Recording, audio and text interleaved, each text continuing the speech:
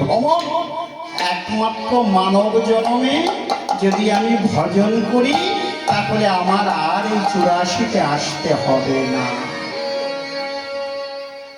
তাই দেখুন, আমরা তো কলিহত জীব, আমরা ভবরোগ হয়েছে আমাদের, আমরা এই মিছে মায়ার সংসার ভুলতে পারি।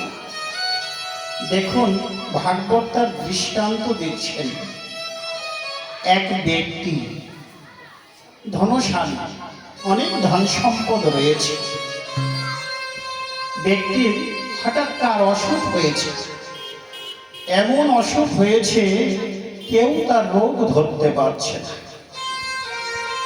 সব বড় বড় ডাক্তার দেখিয়েছেন, আমাদের পশ্চিমবাংলার যত বড় বড় ডাক্তার কলকাতায় ডাক্তারবাবুকে দেখিয়েছেন, অর্থ আছে তো, কিন্তু বাবার রোগ ধরতে পারছে না। কি করলেন ছেলেরা? মন স্থির করলেন বাবাকে এখানে চিকিৎসা না করে, এখানে তো কিছু হলো না, দেখে আমরা ভেলোরে নিয়ে যাব। ভেলোরে নিয়ে গেলেন, সেখানে গিয়ে ভেলোরের ডাক্তার দেখালেন। ভেলোরের ডাক্তার বাবু রোগ ধরতে পারছে না। যখন রোগ ধরতে পারলেন না, ছেলেদের ডাকলেন, বাবা এদিকে এসো। কি বলছে? শোনো, তোমার বাবা আর বেশি দিন বাঁচবে না, কারণ আমরা কোনো রোগী ধরতে পারছি না। কি রোগ হয়েছে আমরাও ধরতে পারছি না।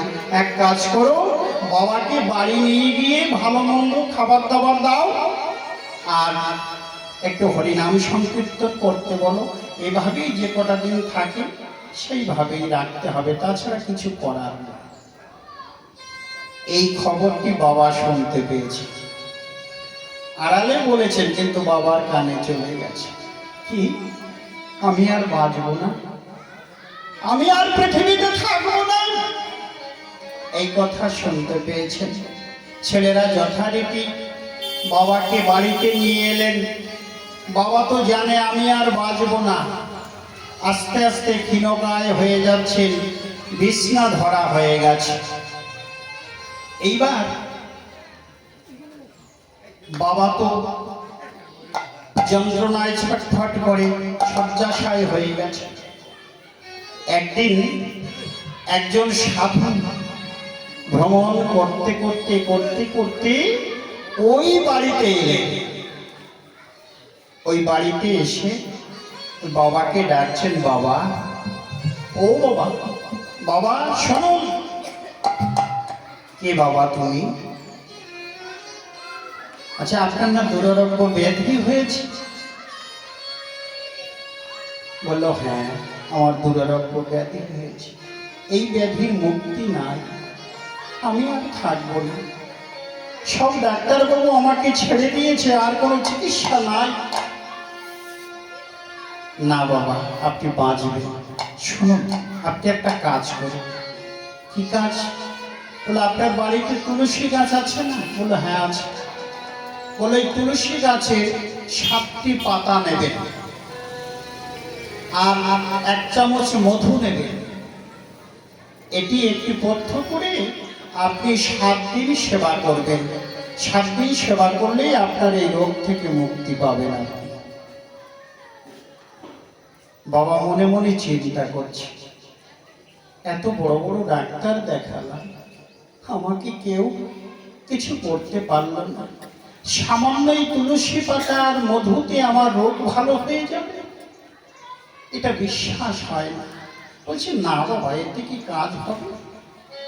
সাধু বললেন, বাবা আপনি খেয়েই দেখুন, আপনার কোনো সাইড ইফেক্ট হবে না। আপনি এটি খেতে পারেন, আপনি ভালো হয়ে যাবেন। সাধু সঙ্গ, আজকে বাবার সাধু সঙ্গ হচ্ছে।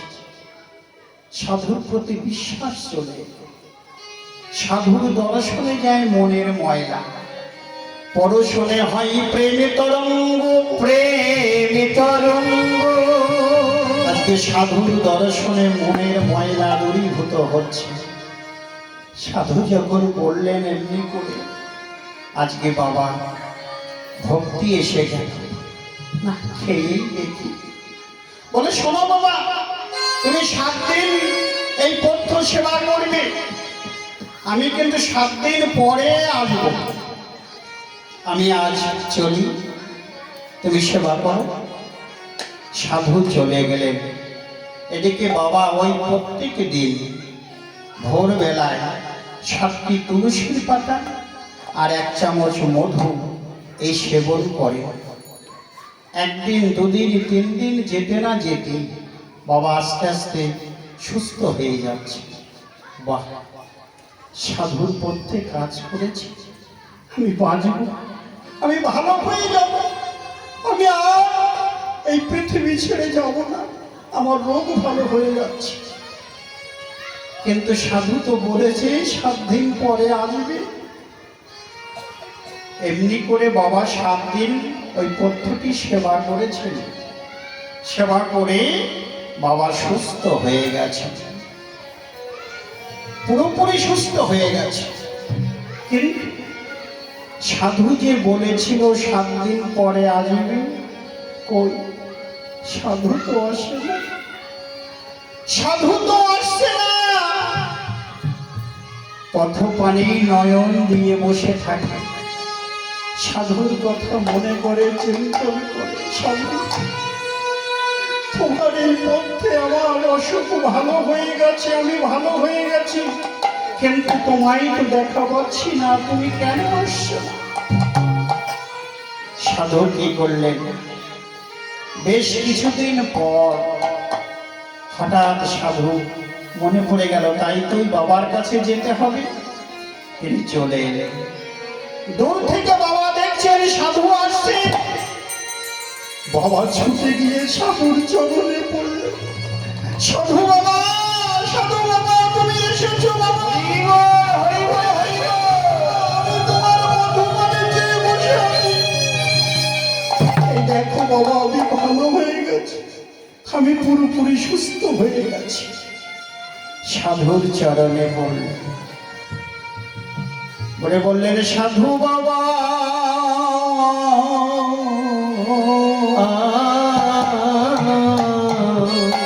সাধু, ও সাধু, আজ থেকে তোমার চরণে আমার জায়গা দাও। তোমার কৃপায় আমি ভালো হয়ে গেছি, আজ থেকে তোমার চরণ আশ্রয় করলাম, তুমি আমার চরণে জায়গা দাও। আমার চরণ ছাড়া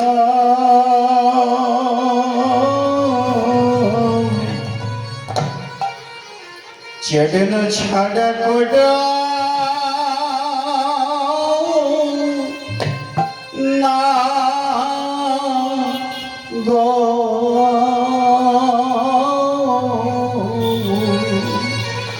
আমার চরণ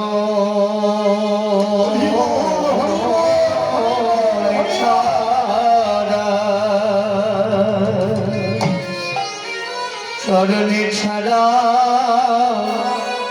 করো না গো,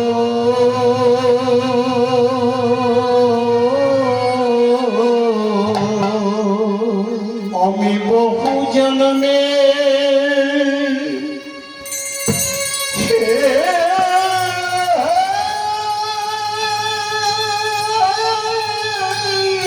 রাধে রাধে বহু জন্মের অপরাধী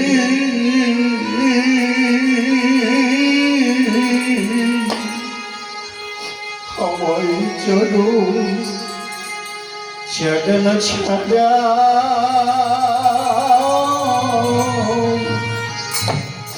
চরণ ছাড়া করো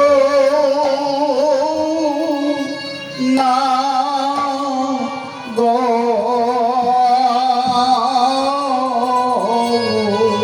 আমি বহু জন্মে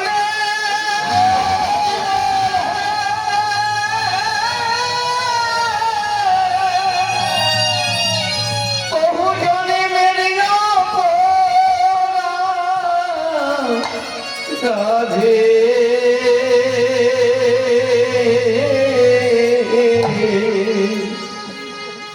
আমায় চরণ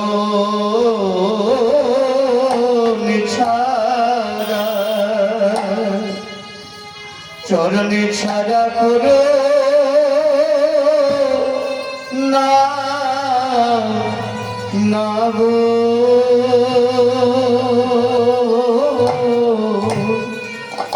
ও গো দয়া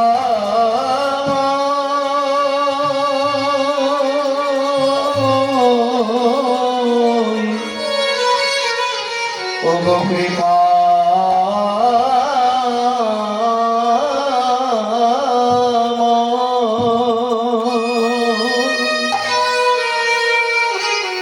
আমায় চরণ ছাড়া, চরণে ছাড়া করো না না গো।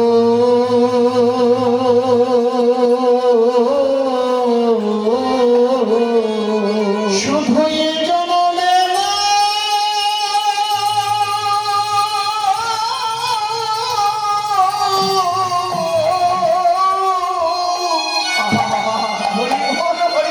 প্রতি জন্মে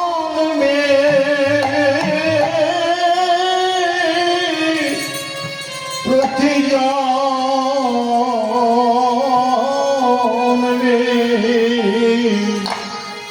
আমায় চরণ ছাড়া,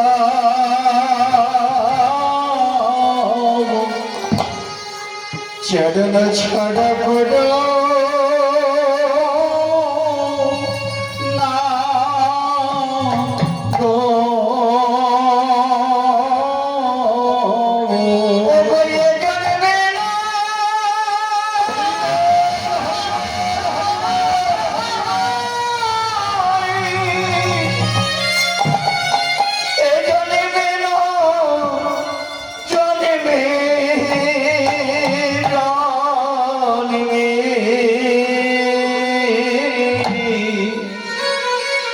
আমায় চরণ